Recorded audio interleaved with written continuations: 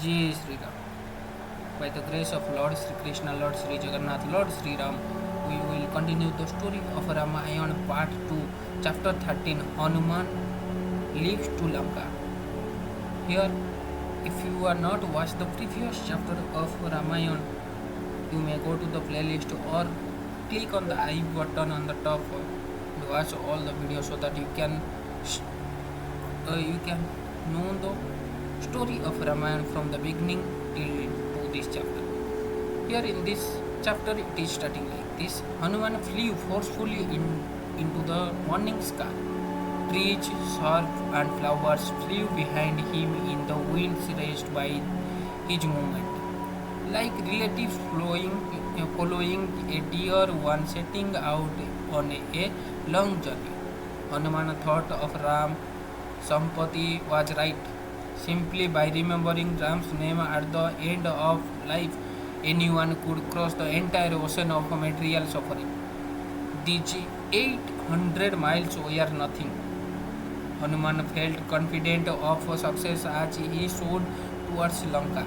Soon he reach Sita and reassure her.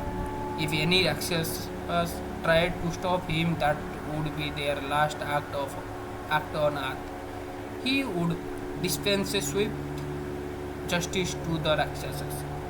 Then, returning to Ram's presence, he would await further commands. As the flowers following Hanuman fell into the dark blue ocean, they made the sea appear like the star-spangled uh, firmament. firmament. The trees dropped with great splashes like meteors fallen from heaven.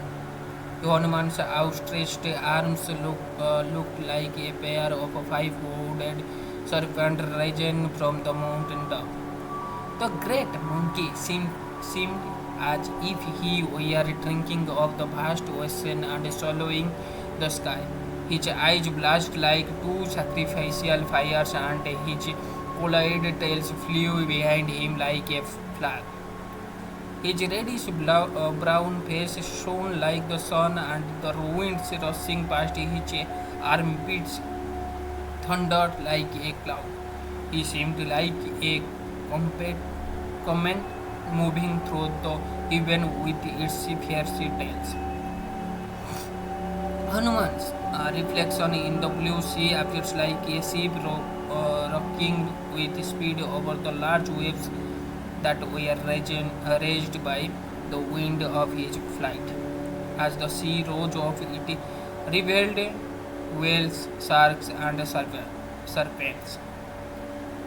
Thrown about in confusion, Hanuman rushed through the sky like a winged mountain, drawing behind him white and red horse clouds as he entered and came out again from the clouds. He appeared like the soldered and visible moon. Gandharvas with their wives rained flowers on him. Even the sun, honoring his service to Ram, did not scorch him. The wind god raced with him, fanning him with a gentle breeze. Gods and Rishis extolled him, along with Nagas, Yakyas, and other celestial beings.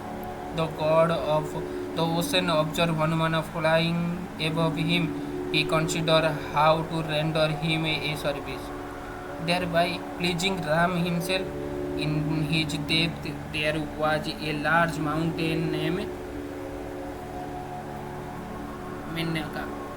The ocean god approached Menaka and asked him to rise above the water, offering him peak to Hanuman as a resting place. The mountain ascended and began to grow upwards. It emerged from the sea with a great roar, foaming billows falling with a crash on all sides. The golden peaks mountain rose swiftly and shone beautifully, with nagas and kinnaras sporting on its slopes. Hanuman saw the mountain ahead of him filling the whole sky, and he thought it to be an obstruction. He appeared to strike it with his chest. The mountain deity assumed a human form and stood on its peak. O Hanuman, requested by the god of the sea who wishes to serve Ram, I am here to offer you shelter. The sea god was formerly rendered a service by Ram's ancestor, Sagar, who filled the ocean when it had been dried up by the angry Agastya Rishi. I too am indebted to your father Vayu, who once saved me from Indra. Mainaka told Hanuman that in a long past age many mountains flew in the sky. Afraid of the mountains, the Rishi asked Indra to cut their wings with his thunderbolts. Vayu had saved Mainaka from Indra. The mountain therefore wished to repay his debt to Vayu by serving Hanuman. He asked the monkey to alight on his peaks and resting for a while, but Hanuman was not inclined to stop. He replied to Mainaka, I am grateful and I thank you for your offer, but the time of resting has not yet arrived. My duty is not yet done. Please forgive me. You have already rendered me service by your kind words. Now please allow me to continue. Hanuman respectfully touched the peak of the mountain and then rose still higher into the sky. The mountain and the sea god both looked up at him and offered prayers and benediction for his success.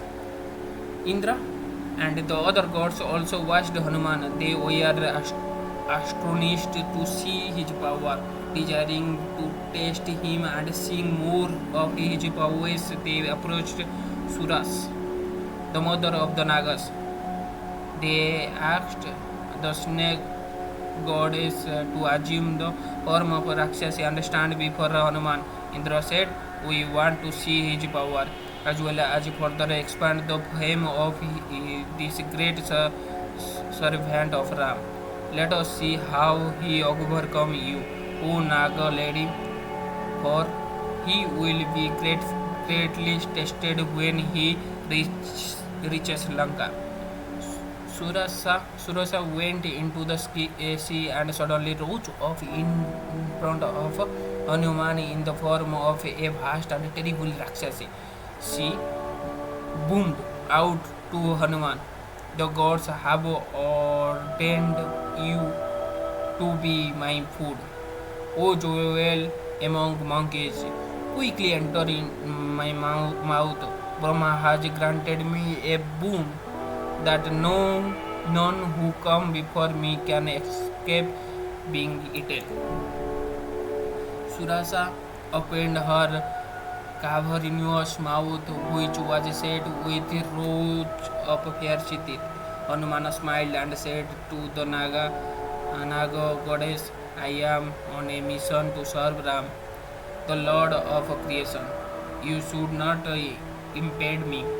If I must be eaten by you, then pray wait here.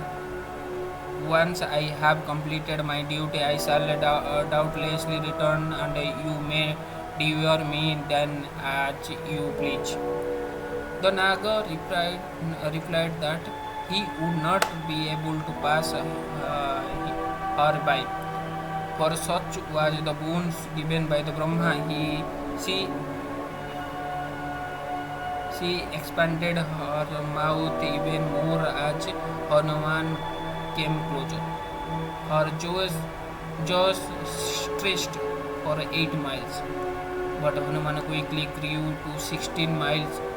She then expanded her mouth to 20 miles, and Hanuman again exceeded that size with his body. As Naga grew even further, Hanuman suddenly contracted himself down to the size of the drum.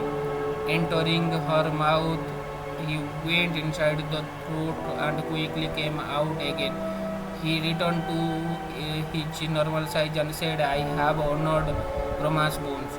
Now let me pass and fulfill my mission. I wish you well. The Naga's god resumed her original form and praised Hanuman, blessing him to be successful in his quest.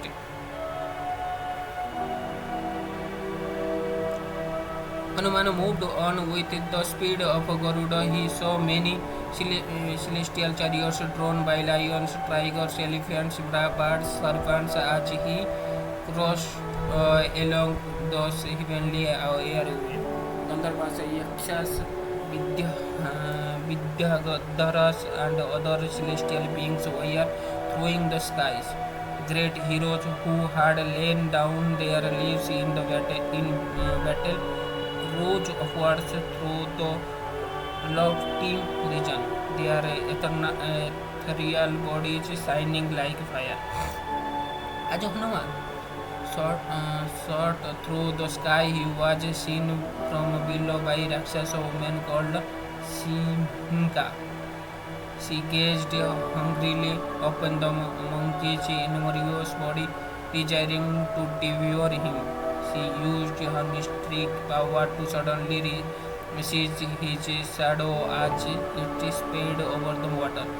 Hanuman felt his progress arrested.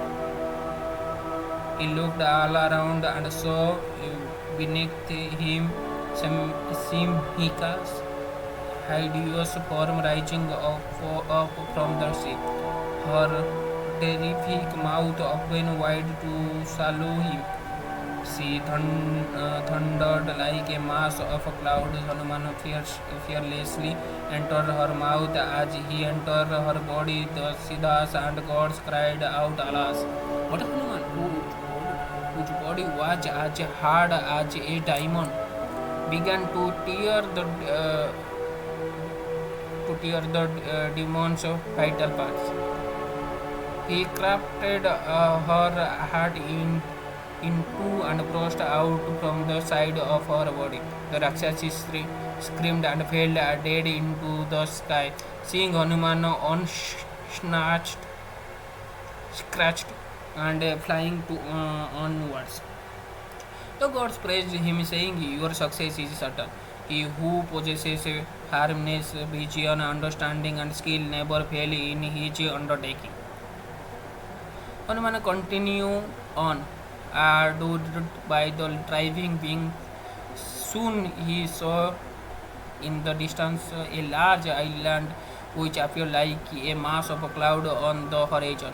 As he came closer, he saw the shore of Lanka, skied by forest and high mountains. Hanuman returned to his own normal size in order to avoid being seen. Flying over the island, he came upon the city of Lanka, which was perched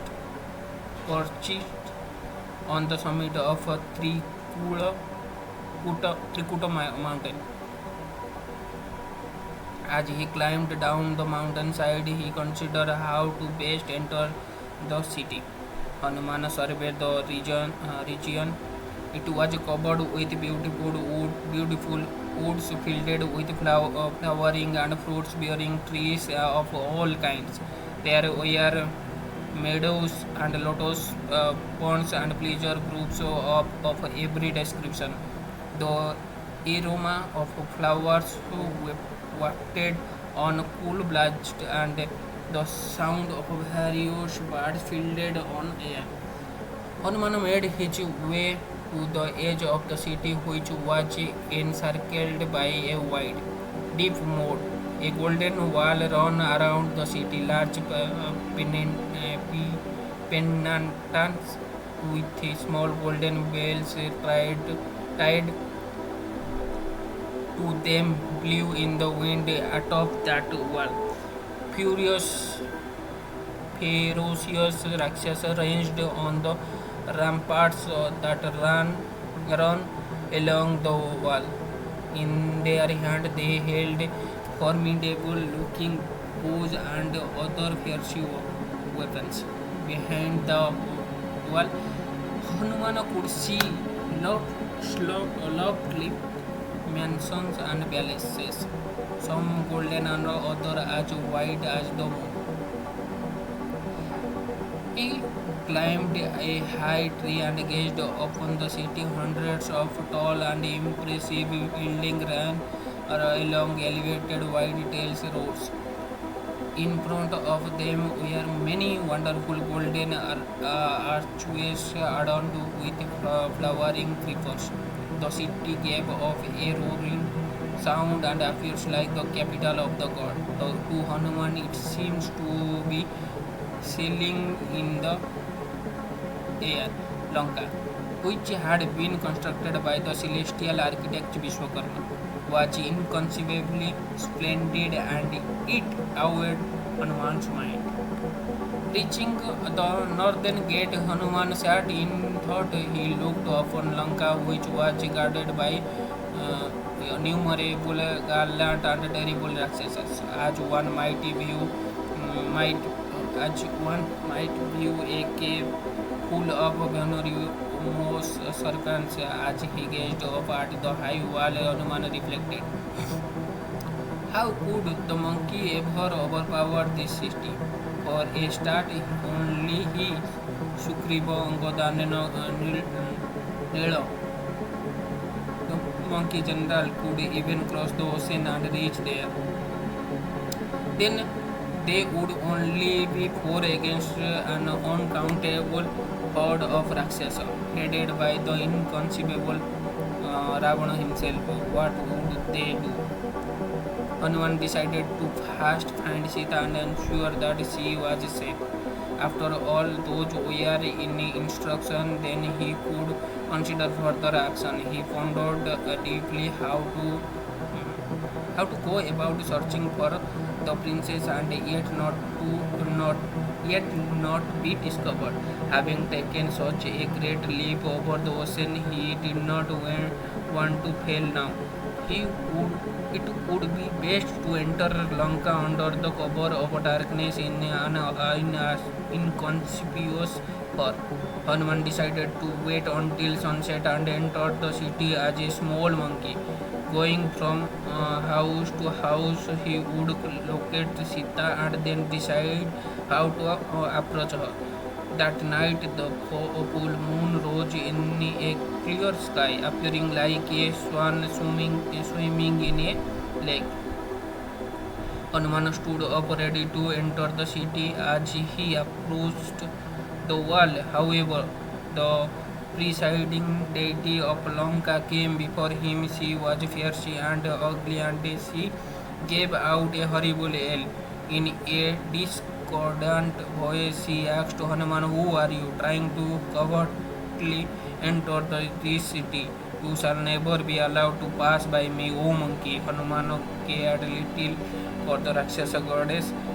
He did not reveal his name and rather asked her to first identify herself. She replied in a harsh tone that she was Ravana's servant. She guided Lanka and would now kill Hanuman for his insolence in trying to assail the city. Hanuman stood as firm as a mountain. He replied that he would enter the city no matter who tried to prevent him. The Rakshasa immediately struck him with her hand. Unmoved by that blow and becoming furious, Hanuman clenched his fist and hit by her but without his full force, as she was a woman. Nevertheless, struck by Hanuman, the demon goddess fell prostrate to the ground. After some moments, she recovered and begged Hanuman to spare her. She revealed to Hanuman that Brahma had told her the end of Rakshasa would come soon after she was overpowered by a monkey. That time had clearly arrived. The words of Brahma could never prove false. The time for the destruction of Ravana and the Rakshasa was nigh. neck. The Rakshasi told Hanuman to proceed into the city, and then she disappeared. Hanuman assumed a form of no bigger than a cat. Springing up, he climbed over the outer wall and began to penetrate the city. He moved along the main road, which was lit by celestial gems studding the golden archways along its sides. The road was covered with brightly colored flowers. From the house he heard sound of laughter and music, as well as the twinkling of ornaments and jewels. Those houses had celestial entrances and verandas of coral and lapis lazuli. They were adorned with golden images and thunderbolts and planets, and lactic windows of gold embodied with diamonds, rubies, and emeralds. Hanuman went quickly from house to house, searching for signs of sign of Sita. He saw many demons and they engaged in amorous activity in their houses with damsel resembling Apsara. In some places, there were group of Rakshasi praising Ravana. In other places, some Rakshasi known as Yodhana were studying the scripture and chanting sacred hymns. In the public square, Hanuman beheld thrilling marches between Rakshasa of a huge proportion and roaring at each other in anger. Hanuman also saw thousands of Rakshasa warriors holding bows, swords, and other terrible looking weapons. As he moved unnoticed along the city streets, Hanuman himself, a military expert, could recognize Ravana may various discuss space. Gradually, he approached Ravana's palace. In front of it was a garrison of soldiers, 100,000 in number. The palace itself stood on the summit of the Trikuta mountain, looking like a great white cloud. It was circled by a number of moats adorned with lotus and lilies. Hanuman swung across the moats and in his diminutive form easily entered through the latticed gate in the golden brick walls. Thousands of exceptionally powerful Rakshasa stood on the guard, but they paid him no heed. As Hanuman moved through the vast courtyard, he saw numerous wonderful conveyances such as golden chariots, palanquins, and large aerial cars.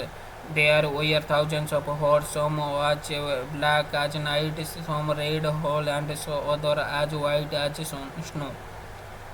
Massive elephants bedecked with jewels stood looking like clouds with flashes of lightning.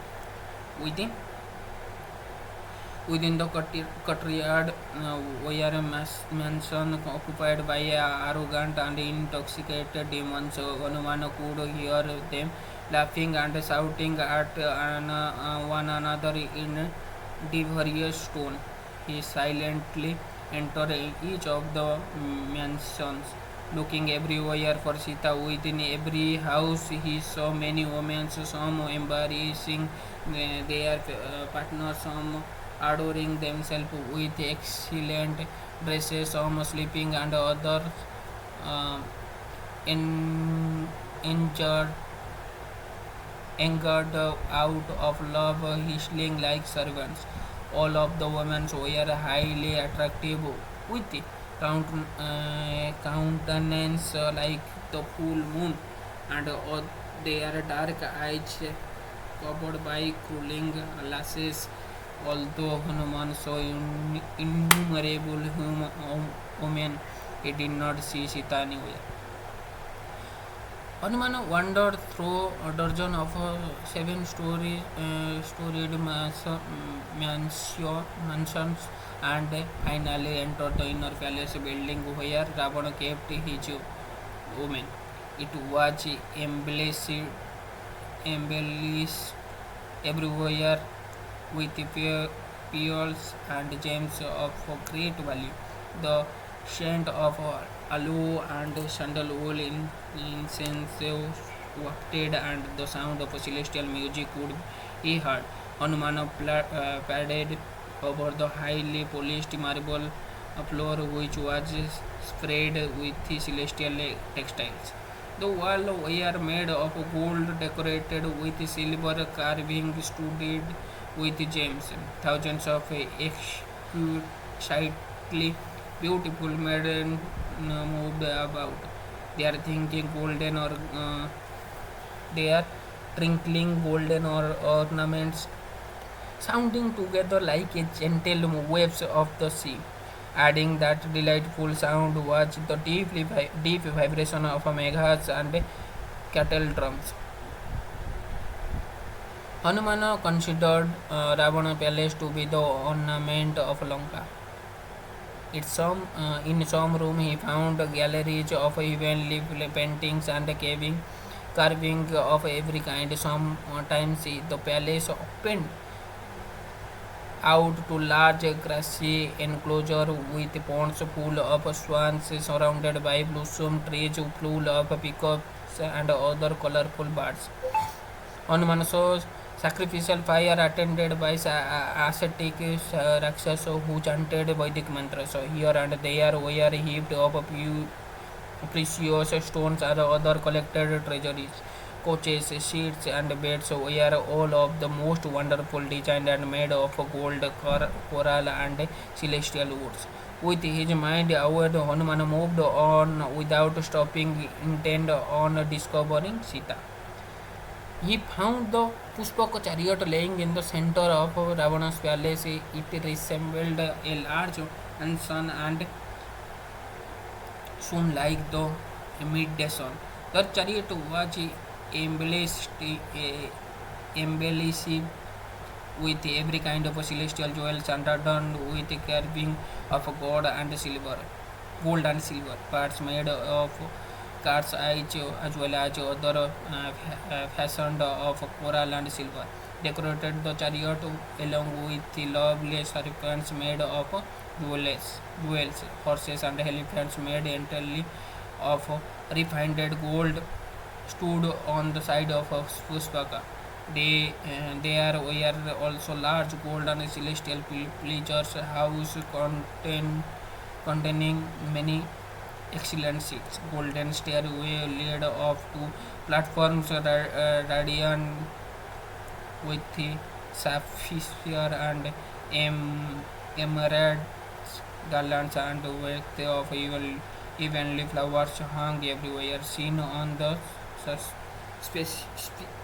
spacious central floor on the chariot was a lotus pond in which a number of carved elephants stood holding golden lotus in their trunks and offering worship to the breathtakingly beautiful form of goddess Lakshmi.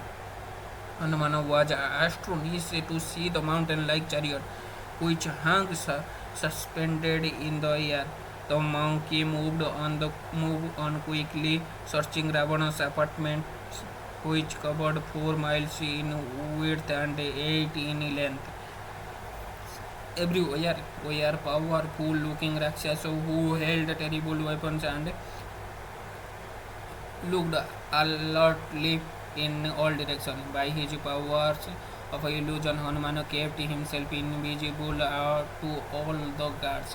He then entered Ravana's personal bedchambers. Its floor was covered with slabs of crystal, inlaid with figures made of ivory, pearls, diamonds, coral, silver and gold.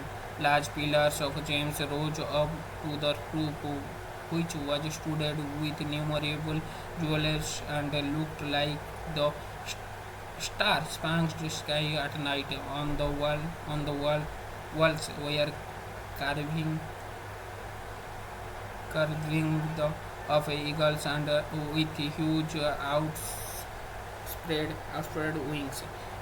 Murals depicting the heavenly planet hung there on the walls, and the floors were covered by large silk carpet embroidered with the design of mountains, forest, and river.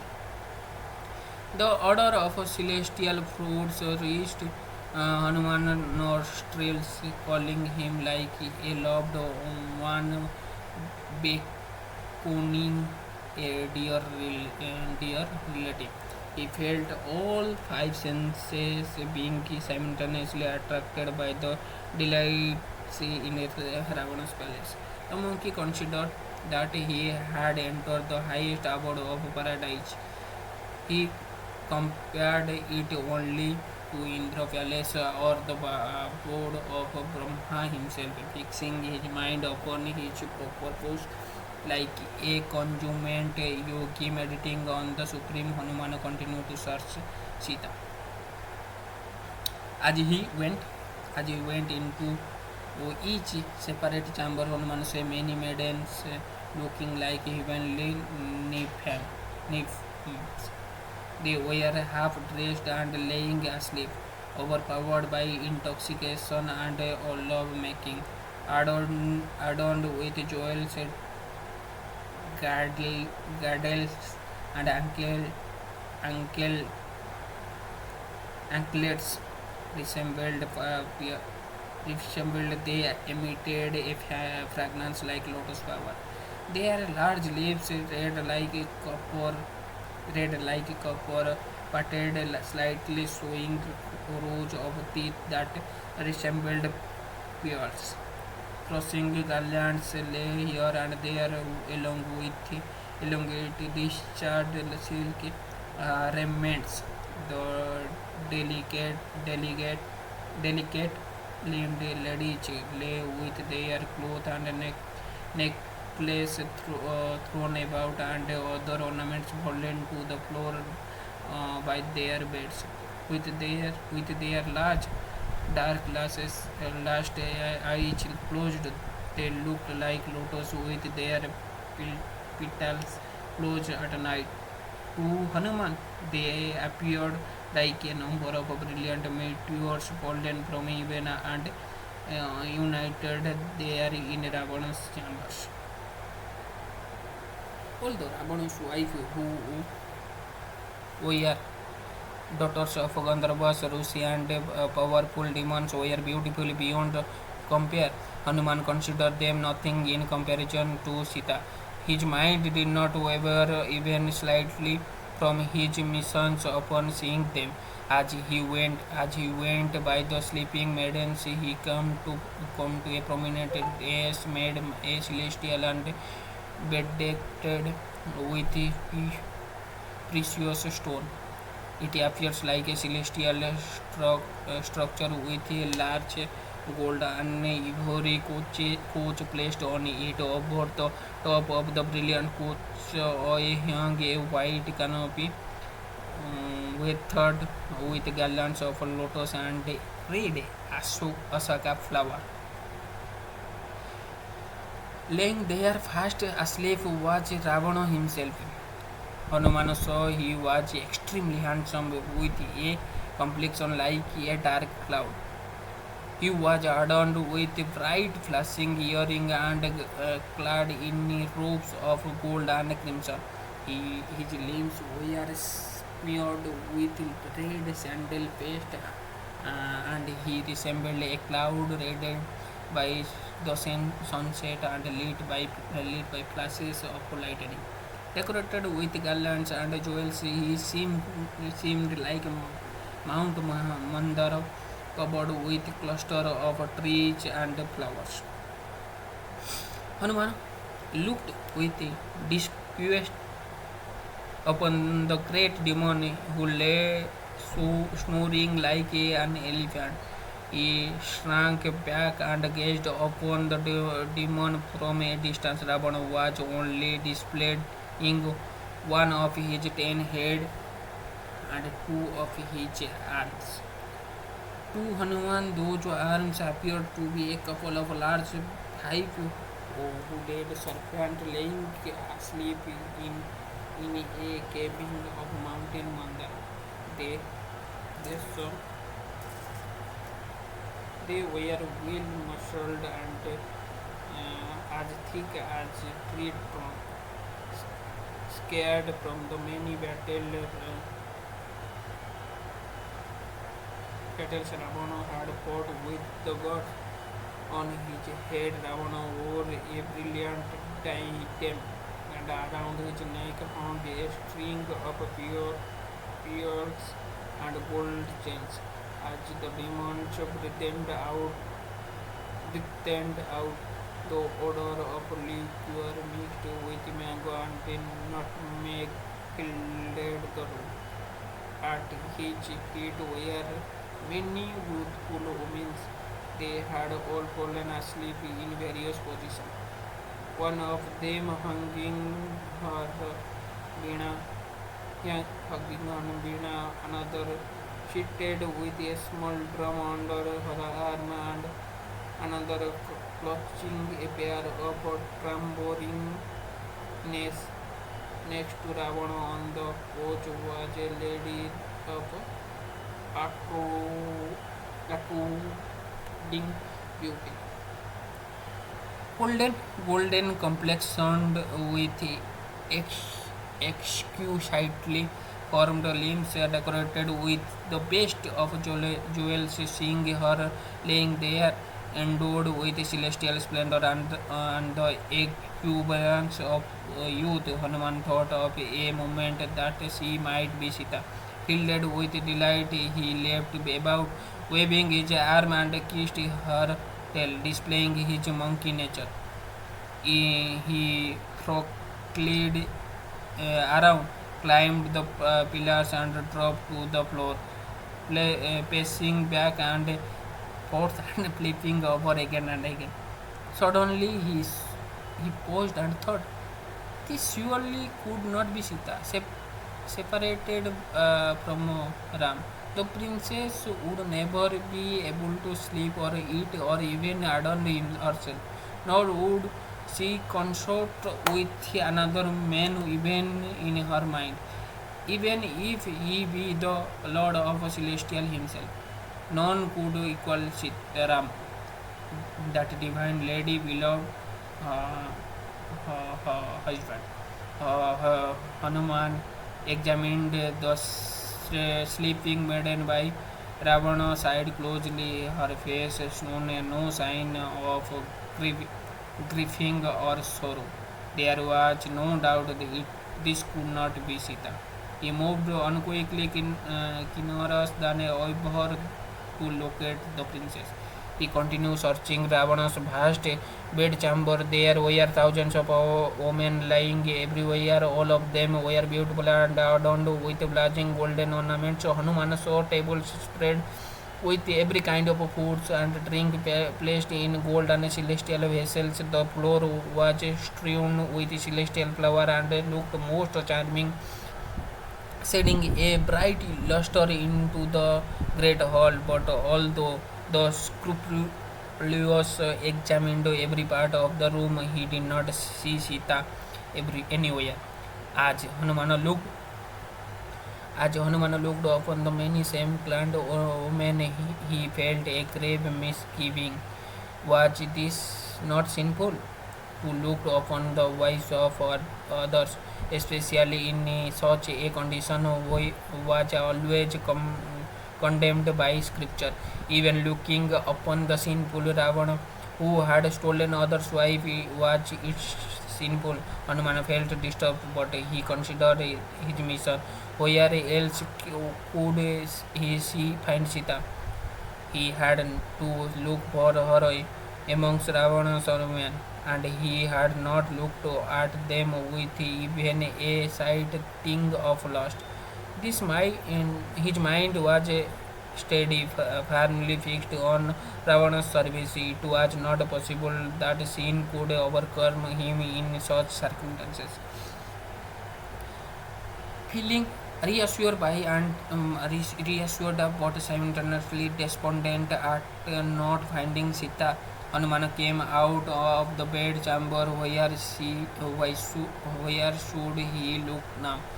How could he return without finding Sita? What would he say to Sugriva and Ram when they asked him, "What did you accomplish upon reaching Lanka?" Maybe the sorrowful lady had died of grief, or perhaps the Rakshasa had devoured her.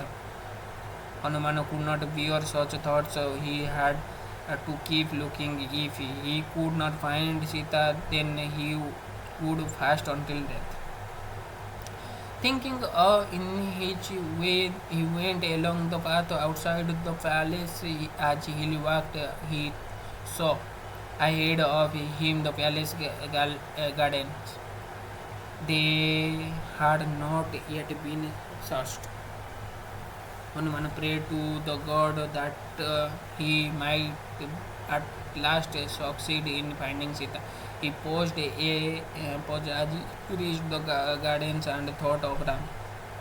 Thrilled at the prospect of finding the princess, he leapt upon onto the top of a surrounding wall. From his vantage point, Hanuman surveyed the lovely groves, which was lit by the moon. A sweet fragrance reached his nostril as he looked over the large enclosure. He saw blossoming trees of every kind, as well as silvery creepers and golden scrubs.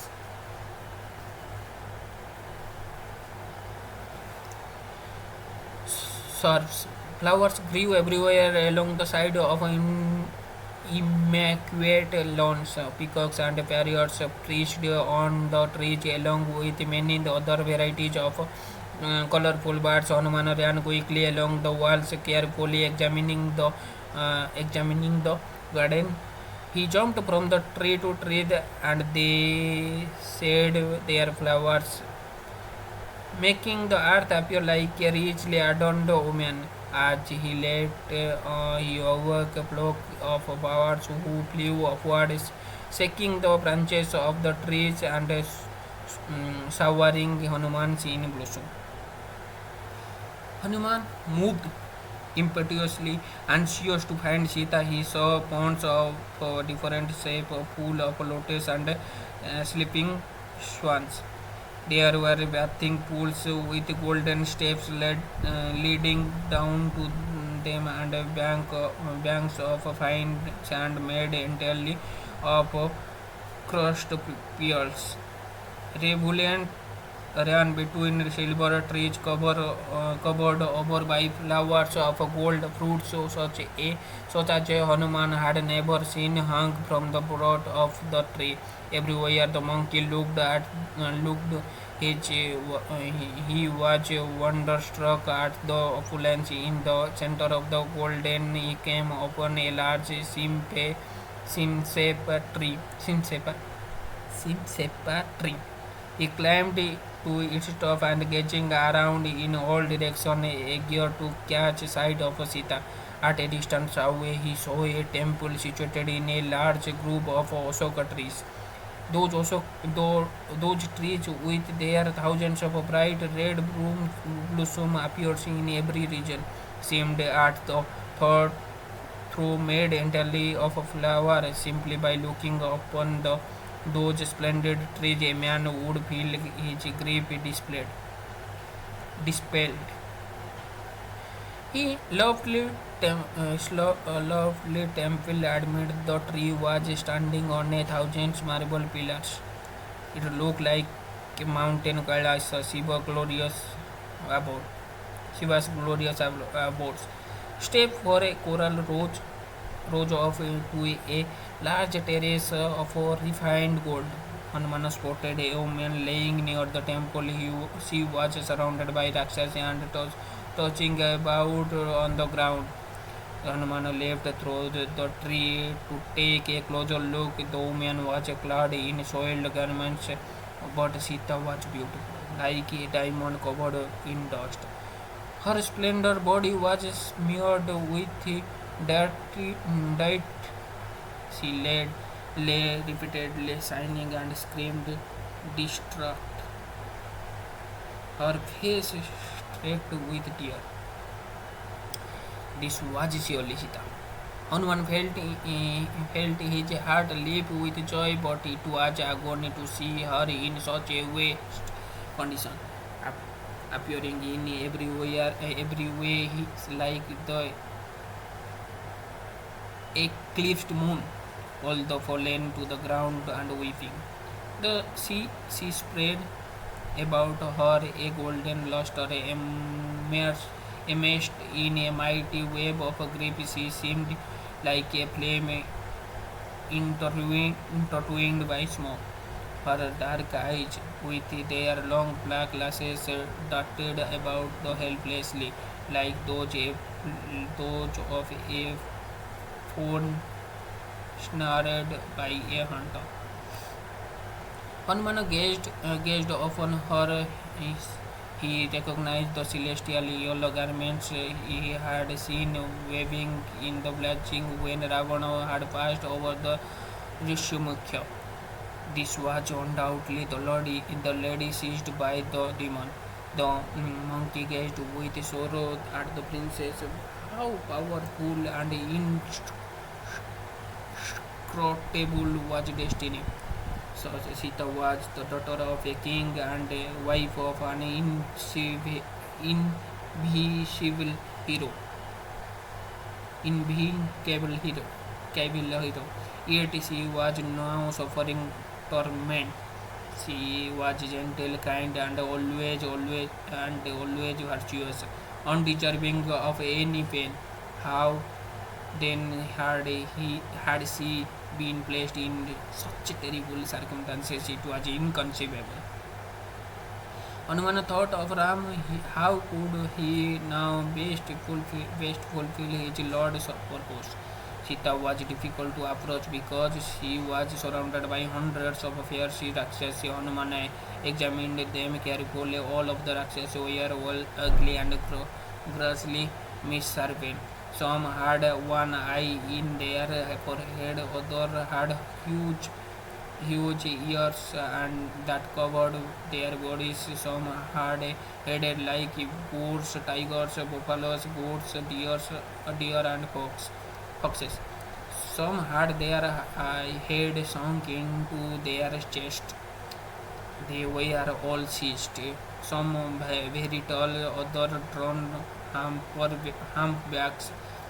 Some had the legs and feet of elephants, camels, or horses. Some had abnormally long and twisted noses. Some had large pointed ears or fierce lion-like teeth. Others had hair drawn to their feet and hands with claws. The sight of the Rakshas made one hair stand on end. They clutched various types of weapons and stood or sat about Sita, watching in the all directions. In their midst of noble princesses seemed like the moon besieged by a malevolent planet. Hanuman thought carefully. He remained hiding among the broad of a tree. Dawn was approaching, and the sky to the east was beginning to lighten. Just at that time, Ravana was being awakened. Musical instruments were played, and a poet sang his glories. The demon rose up with his hairs and garments in disarray. Still intoxicated by the strong liquors he had drunk the night before, immediately he thought of Sita. quickly arranging his dress and adorning himself with every kind of ornaments. Ravana went out of his room towards the gardens and made his way whistling to the Ashoka groups. Behind him come 100 beautiful maidens, their large hips and breasts swaying as they struggle to keep up with him. They carried whiskey with golden handles, oil torches, pitchers of wine, and pure white umbrellas. Their gold ornaments jangled together and flowers fell from their hair and garland as they ran. Moving behind the demons, they appeared like flashes of lightning flower following a cloud. Although he possessed a great power, though evil-minded Ravana was a slave to his lusty desires. With his mind fixed upon Sita, he passes through the golden gems encrusted arches at the entrance of the Ashoka groves in a gold like Hanuman from he headed straight for the palace where Sita lay. Longing to get another sight of divine princess as he walked, he composed poetic pages in his mind to win Sita over. Hanuman concealed in his tree heard of heard the twinkling of Uncle Well approaching. He looked around and saw Ravana making his way along the path, illuminated on all sides by bright torches. The demons moved quickly with each slanted, coppery eyes staring straight ahead. He was adjusting his upper garments of pure white silk, embellished with flower and beards. Preoccupied with his thought of Sita, he got with golden armlet interlocked with his necklace of shining jewels, and he struggled to release it as he stood along the path. Hanuman remained completely still as Ravana passed by the tree where he was hidden. Once the group of women had passed him, however, Hanuman leapt down and silently followed them towards Sita. The monkey hid behind the trunk of a large tree close to Sita and cautiously peered around it to see Ram's glorious consort seated on the ground. Trembling at the sight of Ravana's approaching her, her knees were drawn up to her chest and she held them tightly with her arms. Ravana, who appeared youthful and majestic and who shone with a brilliant aura, stood before the princess. She looked miserable and stricken like a rose creeper torn from a tree and thrown to the ground. She appeared like a shattered faith or a frustrated hope or an abandoned treasure. She was covered with dirt, yet charming as pure white lotus strewn with mud. Weeping incessantly, she touches about on the bare earth, her mind absorbed in thought of Ram. The Rakshasa king sought to seduce her as a fool would walk heedlessly towards a steep precipice. He gazed down at the forlorn Sita, who did not even glance up at him. With her palms folded, she prayed to Vishnu that he might soon bring Ram to hear her presence. Ravana said, Ravana said, O, O most splendid jewels among women, do not be afraid of me. I am here only to render you service. Why do you lie here in a wretched condition? Reach up and enjoy with me. I shall provide you with pleasure. Only the gods know. Sita turned her face away in contempt. Her body watched by sobs. Ravana had tried to win her over each day since taking her captive, but his attempt stricken her. She longed for the day when Ram would come and destroy the demon. Surely the time would soon come. She did not feel that she could take much more of Ravana's torment. Sita's resistance only made Ravana desires for her the more insistent. He stared at her incomparably beautiful form, even thought he had been fasting and had not washed since he had kidnapped her. She was still far more lovely than any of his consorts. Indeed, if it were not for Nalakubeira curse. The demon folded his hand in supplication. What will you gain by laying here grieving? Your youth is passing swiftly and will soon be gone. Enjoy with me now while you can.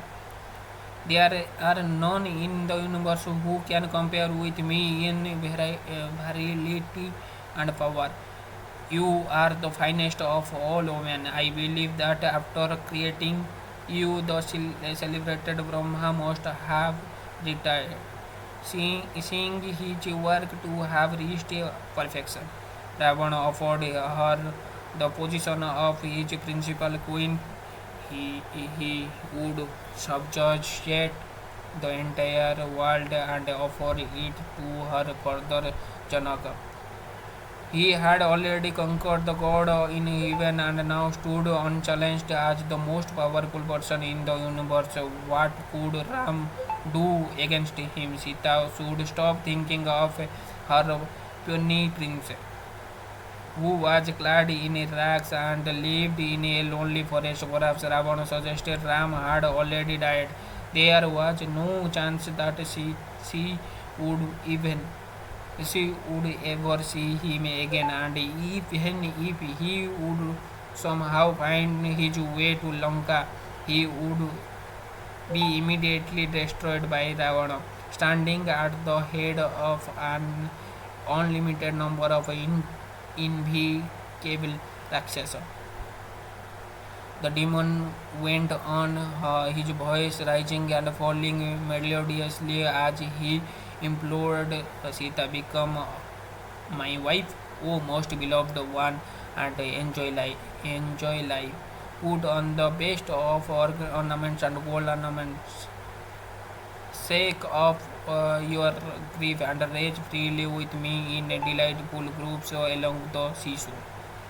Sita shuddered at Ravana's sinful suggestion. Without looking at him and placing a symbolic blade of grass between her and the demons, she replied, give up your futile hope. You no more deserve me than a sinful man deserves perfection. How do you expect me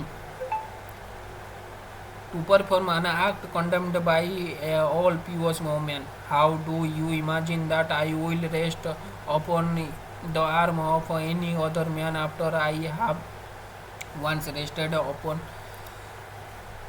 Ram's arm? Do you not realize the molesting the wife of other leads only the destruction. Evidently, there is no one in Lanka who knows morality, or perhaps you have become a disregarded that you are simply unable to heed good advice. Ravana, Ravana snorted in anger. He clenched and unclenched in his fist. There seemed there seemed to be no way of winning this woman. His eyes remained fixed upon her as he continued without looking at him. You should know me to be a inseparable form from Ram as on sunlight is inseparable from the sun. Unite me with Rama at once if you wish to do good for yourself and your Rakshasa race. Make friends with Rama, otherwise see your city, yourself, and all the demons destroyed for good. Good. If I am kept here, you will soon see well aimed arrows joining at the end to end, filling the sky. They will rain down upon Lanka like so many fire mount servants. You were able to steal me only when Rama and his brother were not present. Indeed, weak one, it is not possible for you to stand in a sight of Ram and Lakshmana any more than a dog can remain under the gaze of a pair of lions. Sita rebuked Ravana further, even if he sought shelter on the peak of the mountain Maru on or descended to Varuna's abode, he would not escape from Ram. By his wicked act of stealing Sita, he was already killed by his own destiny. Rama would be the instrument of fulfill that fate. With the evil Ravana remaining their leader, the Rakshasa race would be destroyed to their roots. Sita spoke harshly. I would warn you to assess myself by the power of my asceticism and chastity, but I do not have my Lord order. Nor do I wish to waste my ascetic merits on a such waste as yourself. Ravana was furious, breathing heavily. He spoke slowly, his deep voice barely constraining his race. Because of your insolent word, you deserve to be put to death. Only my love for you prevents me from having you immediately killed. You have a few more months left of your 1 year reprieve. If by then you have not submitted to me, then my cooks will mince you up for my morning meal. The demon then turned away from Sita. His eyes flamed and his tongue darted out of his mouth. His shining diadem and his board. Powerful soldier shook with his anger. His red robes whirled about him as he walked around away, and his large reddish gold earring sank back and forth. With his dark blue waistcloth, he appeared like a mountain top with crimson oxides and lit by lightning bolts. As he left the group, he turned to Rakshasi. Use whatever you mean you can to change this princess mind by soft words, crucial and threats. Force her to submit. Dissuade her from thoughts of Rama and convince her to accept me. This will be in your own interest, poor access. With roar of frustration, Ravana left the garden. His heavily foot, footfalls residing into the distance as Hanuman continued to watch. The fierce Rakshasi began to harass Sita, asking in his rasping and grating voice why she was reluctant to accept Ravana as her lord. The Rakshasa king was the son of a great rishi. He had vanquished the 33 principle of God in battles. Even Indra could not stand before him. Now the very Ravana would bowing at her feet, begging for her favor. He was prepared to renounce his principal consort, the chaste and beautiful Manjadari for Sita's sake. Now numerous Rakshasa cajoled Sita in a various way. They told her to stop pinning foolishly for Ram, a merry human. Of, of what consequences was Ram when compared to Ravana? She obviously had no idea what was best of her for her. Sita turned away for the Rakshasi. Their advice was useless. She could no more abandon Ram than he could abandon fire. She spoke with tear-filled eyes. Devour me if you will. I shall never become Ravana's wife. As Sakhi waits upon Sachi waits upon Indra. As Arundhati upon Vaishishta and Rohini upon the moon god. So I do always wait upon my Lord. The Rakshasi were filled with rage when Sita rejected their counsel. They resorted to harsh and threatened language, licking their protruding lips with their dart-like tongues. They raised their axes and other weapons at Sita. Sita stood up and walked towards the tree where Hanuman was hiding, with a group of Rakshasi surrounding and intimidating her. Seeing her approach, the monkey quickly climbed upon into the branches of the tree.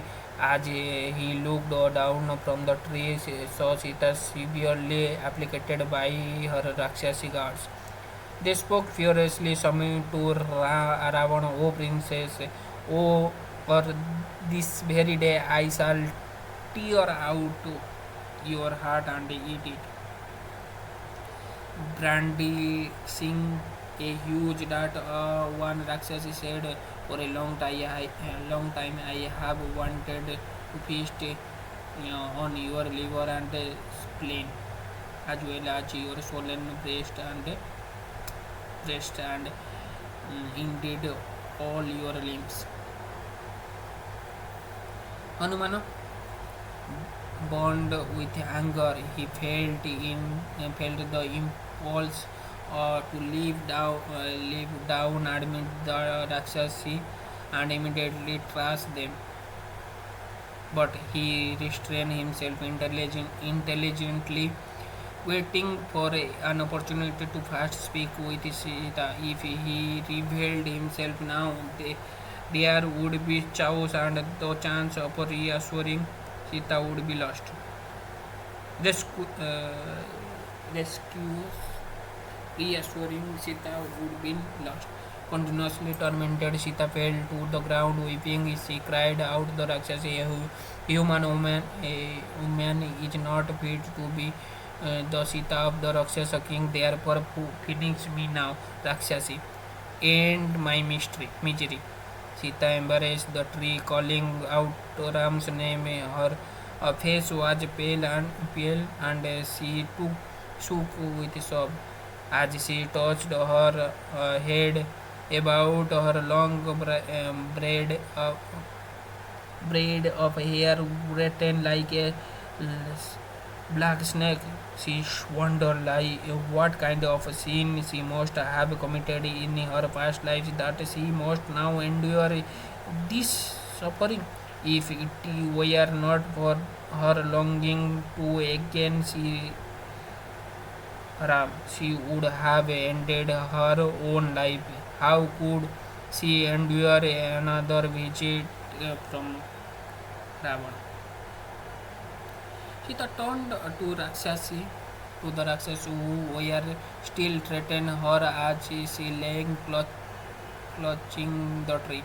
O wicked one, I would not touch Ravana even if with my left foot. That evil one should understand it now. I would not go to him even under threat of being transfixed, hacked to pieces, roasted in fire, or hauled down from a mountain peak. The princess thought continuously of Rama. Why had he not come to rescue her? Surely he had not abandoned her. Perhaps he did not know where she was. But Jatayu must have told him, or maybe the bird died before getting the chance. If Ram knew her to be taken in Lanka, then without doubt he would have reduced the city to ash by now. The ocean would present no problem.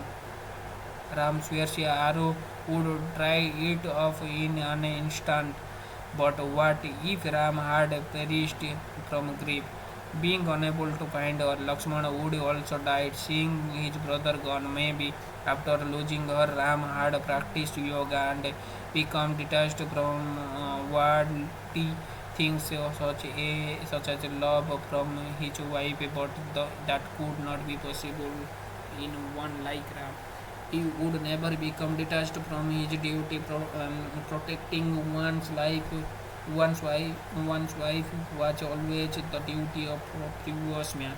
Sita lamented, thinking only of her husband. She envied the perfect mystery who had transcended the dualities of happiness and distress. For them, the lose of relatives did not cause any sorrow, nor did they long for any pleasing thing. If only she could experience their peace. As she as she lay absorbed in such thoughts, as a Rakshasi named Trijata stepped forward and restrained her companions. She had just risen from sleep and told them of a dream she had experienced. I saw shining personality who had surely the mountain upon a celestial chariot drawn by a thousand horse and coursing through the air. He was united with Sita. The couple wore white robes and white garlands and were ablaze with splendor. I also saw Ravana robed in black with red garland and sitting on a chariot drawn by asses.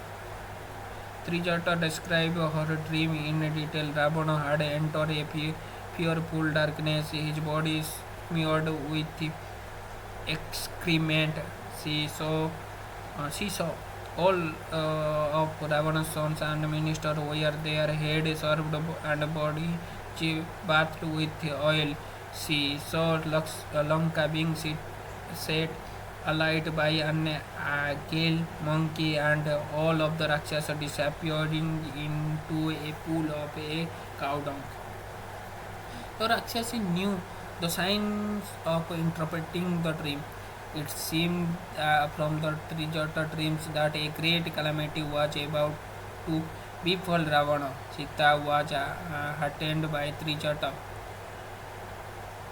She sat up and as she did so, she felt her left eye troubling and her left arm palpitating. This was a spurious woman. That woman alone with treasure dream gave Sita, who she felt that Rama must surely be near. The Rakshasi fell away from her, some of them running to report Ravana. This is how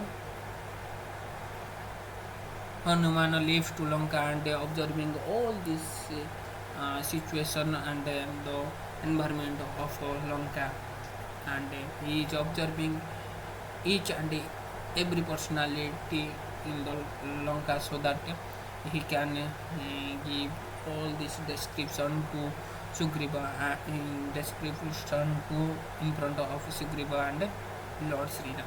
Hope you got some information, something regarding Ramayana in this chapter 13. If you got something, please like, comment, share, and don't forget to subscribe. Jai Jagannath, Jai Shri Krishna, Jai Shri Ram.